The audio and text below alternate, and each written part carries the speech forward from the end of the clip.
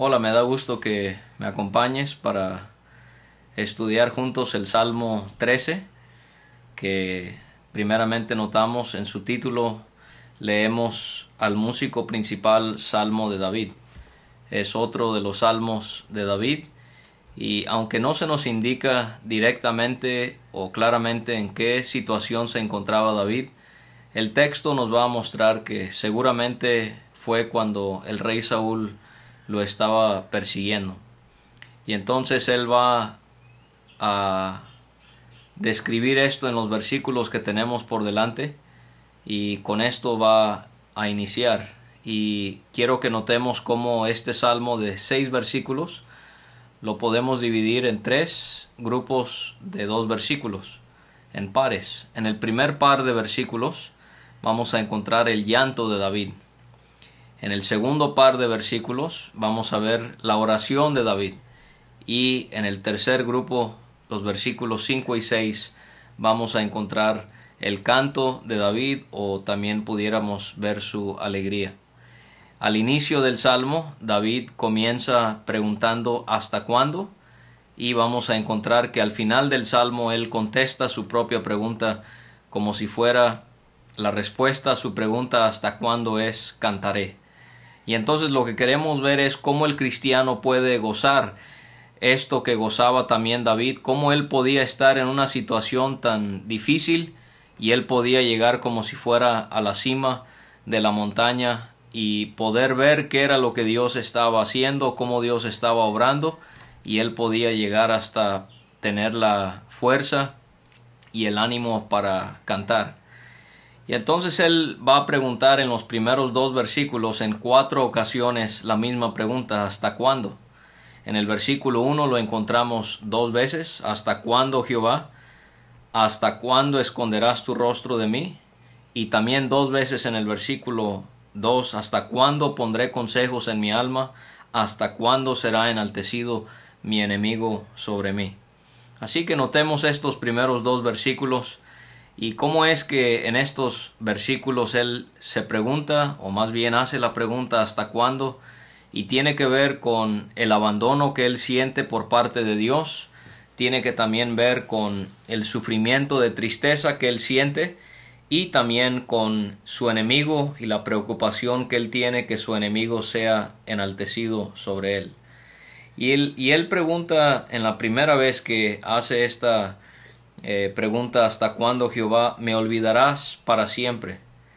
Y nosotros podemos recordar que lo vimos en el Salmo número 9 y versículo 18. El mismo David había ya dicho: porque no para siempre será olvidado el menesteroso, ni la esperanza de los pobres perecerá perpetuamente.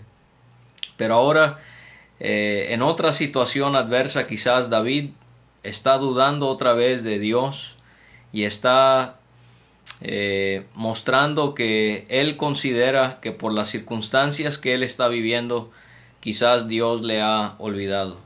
Y nosotros, junto con David, podemos regocijarnos en el gran hecho de que Dios nunca se olvida de nosotros. Encontramos esas palabras de tanto aliento en la profecía de Isaías: Sión dijo: me dejó Jehová y el Señor se olvidó de mí. A veces quizás tú y yo podemos decir eso o pensarlo, porque la situación por la que estamos pasando es tan complicada y pensamos que el Señor se ha olvidado de nosotros. Pero la respuesta de Jehová es muy alentadora.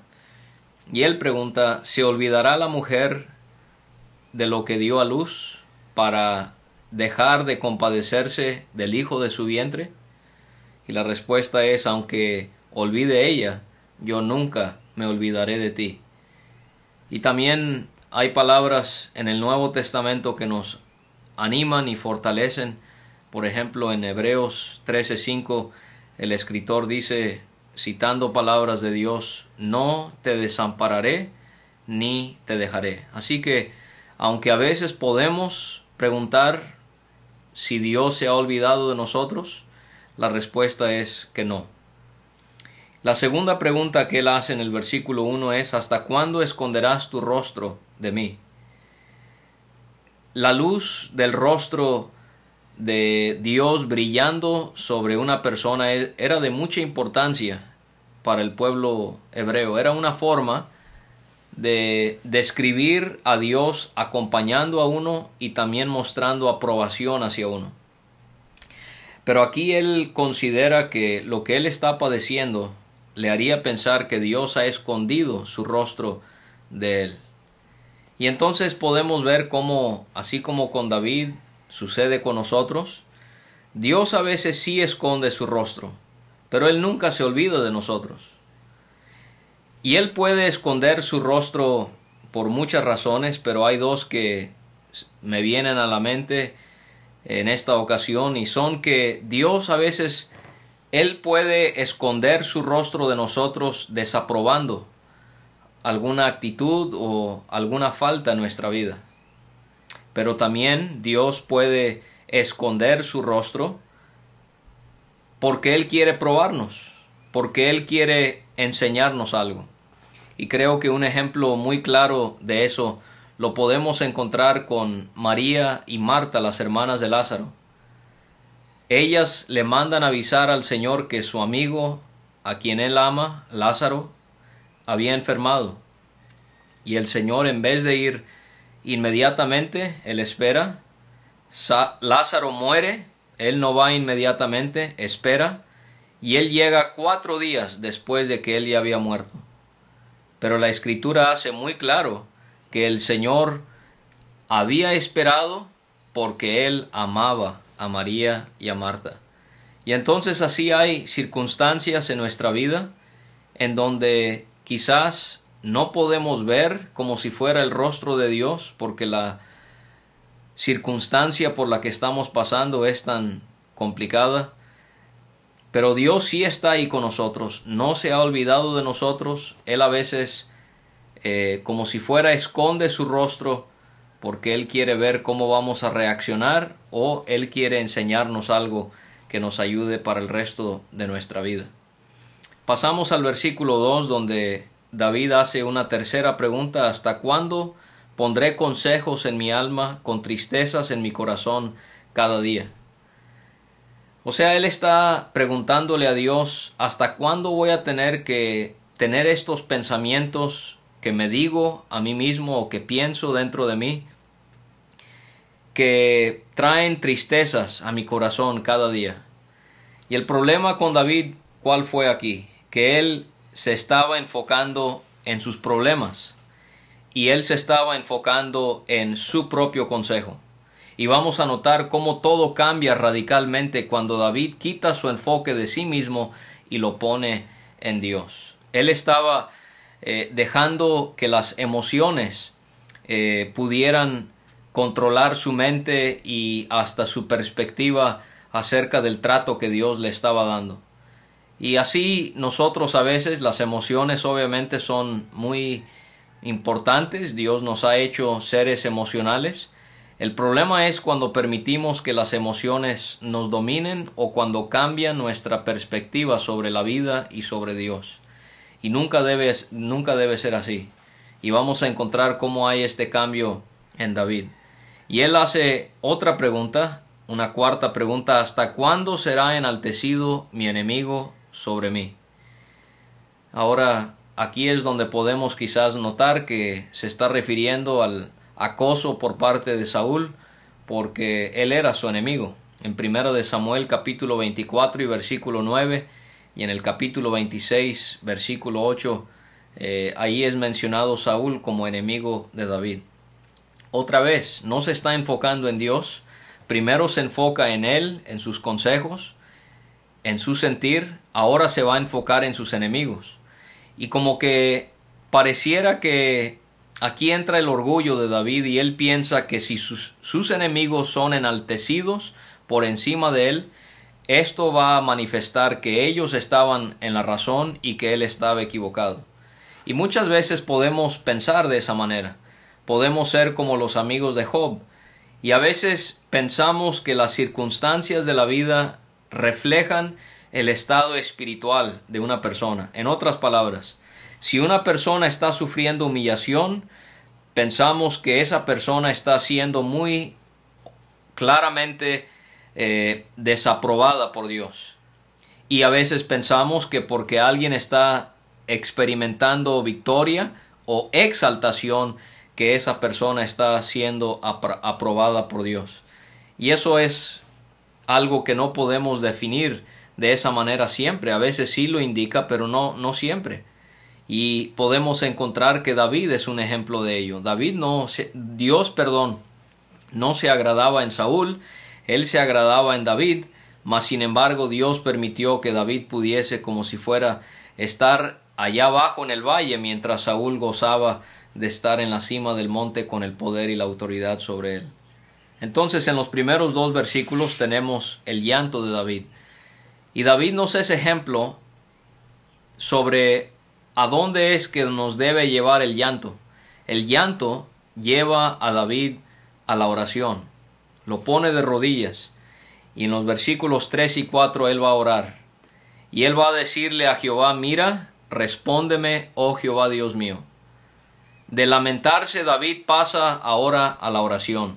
Y así nosotros, ¿cuántas veces hemos permitido que solo nos enfoquemos en las pruebas de la vida, en las dificultades, y no hemos recurrido a Dios en oración? Y vemos aquí cómo David, él llega a Dios en oración y él se lamenta, y él expresa a Dios su lamento. Él reconoce que él necesita la mirada de Dios, porque él no puede mirar bien las cosas. Vamos a hablar acerca de su vista en el versículo 3 también, al final. Y él reconoce que necesita la respuesta de Dios, porque él se da cuenta que su consejo que él se da a sí mismo únicamente le produce tristeza.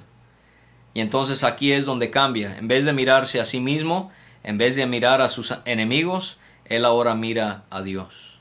Y yo deseo que tú también puedas hacer lo mismo, que puedas poner tu mirada en Dios, no en ti, no en tus problemas, ni en aquellos que te los están causando. Y entonces cuando él le pide a Dios que le mire y le responda, es en relación a lo que él había preguntado en el versículo 1. ¿Me olvidarás para siempre? ¿Hasta cuándo esconderás tu rostro de mí? David ahora está clamando que estas preocupaciones que él tiene sean quitadas, que Dios lo pueda mirar, no esconda su rostro de él, y que Dios responda lo que él le va a decir, y que no se olvide de él como él quizás pensaba que estaba sucediendo. Y entonces él en su oración le pide a Dios: alumbra mis ojos, alumbra mis ojos. Muchas veces los problemas en la vida lo que hacen es nublan nuestra vista, y entonces nuestra percepción de las cosas se ve afectada. Comenzamos a tomar decisiones erróneas. Comenzamos a tomar decisiones que van en contra de la voluntad de Dios.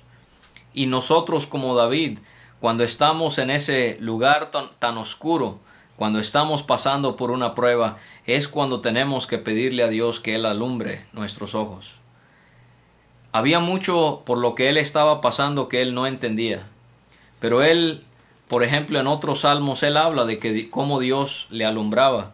En el Salmo 18 y versículo 28, él dice: tú encenderás mi lámpara, Jehová mi Dios alumbrará mis tinieblas. Él también diría en el Salmo 19 y versículo 8: los mandamientos de Jehová son rectos, que alegran el corazón. El precepto de Jehová es puro, que alumbra los ojos. Y entonces nosotros deberíamos de seguir el ejemplo de David. También hacer lo que dice el apóstol Pablo en Efesios capítulo 1 versículos 17 al 19. Cómo nuestros ojos de entendimiento necesitan ser alumbrados. ¿Para qué? Para que sepáis cuál es la esperanza a que Él os ha llamado, y cuáles las riquezas de la gloria de su herencia en los santos, y cuál la supereminente grandeza de su poder. Y entonces ahí está. A veces la prueba nubla nuestros ojos y dudamos de Dios, y pensamos que tenemos que hacer tal cosa, a nuestra manera o bajo nuestra fuerza, cuando lo que necesitábamos era que Dios alumbrara nuestros ojos para que Él pudiese mostrar su gloria y su poder a través de esa circunstancia por la que pasábamos. David dice que Dios le alumbre sus ojos para que no duerma de muerte. Y aquí encontramos cómo David teme por su vida. Y él teme que por sus preocupaciones, por sus angustias y por la circunstancia por la que él estaba pasando, él podría morir. Tanto en el Antiguo Testamento como en el Nuevo Testamento, cuando un creyente muere, se habla de él o de ella durmiendo. Y a esto es lo que se refiere David. Y en el versículo 4, David, él sigue en su oración y vuelve a pensar en sus enemigos. Él pide que Dios le mire y le responda, que Él alumbre sus ojos, para que no duerma de muerte, para que no diga mi enemigo, lo vencí. Mis enemigos se alegrarían si yo resbalara. David sigue pensando en aquellas personas que le estaban queriendo causar un gran mal. Y él pide que sus enemigos no puedan decir de él que lo vencieron. Pero también hay algo llamativo. Él pide que sus enemigos no puedan alegrarse y digan que se alegraban porque él había resbalado. Esta misma palabra resbalara, la encontramos en el Salmo 16, versículo 8, cuando David también dice, porque está a mi diestra, no seré conmovido. Y entonces, así tú y yo, solo por la gracia de Dios es que no resbalamos. Eso también lo podemos ver en ese hermoso Salmo 121. Él no permitirá que nuestro pie resbale. Y necesitamos orar para que el Señor nos ayude a no caer, a no ser conmovidos, a no salirnos del lugar en el que estamos, para que nuestros enemigos, como si fuera, se puedan regocijar. Y encontramos cómo David, él considera el hecho de que sus enemigos se alegrarían. También en el Salmo 17, versículo 5, él habla, sustenta mis pasos en tus caminos para que mis pies no resbalen. Lo extraño es que en el caso de David, era un enemigo que se alegraría si él resbalara, si él cayera, si él se saliera del lugar donde Dios quería que estuviese. Y digo extraño porque en el caso de David fueron enemigos, y nosotros entre cristianos, entre hijos de una misma familia, nosotros lo hacemos. A mí siempre me causa mucho asombro escuchar a creyentes poder casi alegrarse que alguien ha caído, que alguien se ha desanimado, y pensamos que se lo merecía. Qué bueno que le sucedió porque se lo había ganado. Un hombre espiritual, de acuerdo a Gálatas 6:1, siempre va a querer restaurar a alguien espiritualmente. Lo digo otra vez, un hombre o una mujer espiritual siempre van a querer restaurar a alguien. Una persona espiritual que no es espiritual no va a tener el interés de restaurar a alguien, pero una persona espiritual no solamente va a querer ver restaurado a alguien, sino lo va a querer hacer espiritualmente. Entre nosotros existen toda una serie de prácticas que van en contra de la Biblia para según restaurar a alguien, cuando realmente lo único que estamos haciendo es forzándole a hacer nuestra voluntad a nuestra manera. Pero el hombre espiritual restaura espiritualmente. Y en este caso deberíamos de no ser como los enemigos de David, que se alegrarían si él resbalara. Y vemos en la última pareja de versículos 5 y 6 que David ahora pasa del llanto a la oración y ahora va al canto. Él dice, mas yo en tu misericordia he confiado.